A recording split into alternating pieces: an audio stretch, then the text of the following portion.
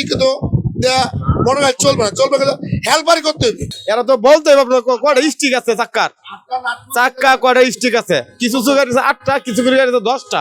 গাড়ি চালানো যতটা সহজ মনে হয় ততটা সহজ না, ঠিক আছে, অনেক কিছুর বিষয় আছে।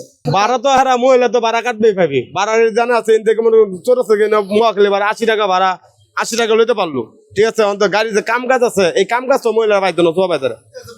আমরা মনে করি যে চাক্কা খুলে চাক্কা লাগাই আলবাম, কি একটা করস গেলে করস আমরা খুলে শেপ খুলে করস লাগাই আলবাম, ওরা তো পাইতো না, ওরা পাইতো না। পরে রাস্তার মধ্যে একটা গাড়ি ডিস্টার্ব দেয়, তাহলে ওরা কিবা যাত্রীরা টাইম টেবিল পাঠাইবো।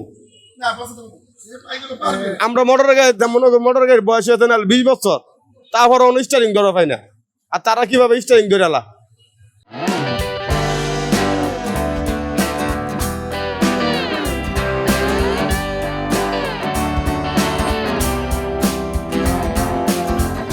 এরা তো বলতে হবে আপনার কয়টা স্টিক আছে চাক্কা কয়টা স্টিক আছে, কিছু কিছু গাড়ি আছে 8টা, কিছু কিছু গাড়ি আছে 10টা স্টিক। এরা তো 10টা স্টিক খুলে পেতো না। সরকারের উদ্যোগটা নিচ্ছে তো ভালোই, কিন্তু অন্য সিস্টেমে দিয়ে নিত, মহিলা ছাড়া তো অন্য কেউ নিত, তাহলে চলতো সুন্দরভাবে।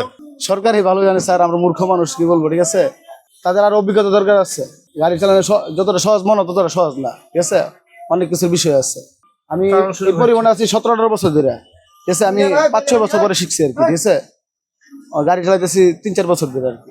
আমার হিসাবে এটা বাংলাদেশ হলে প্রয়োজন নাই, তারপরে সরকার এটা ভালো মনে করছে সেটাই করছে। কিন্তু এটা এই জিনিসটা গাড়ি চালানো হলো কঠিন ব্যাপার, এটা মানে অভিজ্ঞতা দরকার আছে। তারা অভিজ্ঞ নেওয়া পরে এই রাস্তায় তারা নামার উচিত আর কি, ঠিক আছে।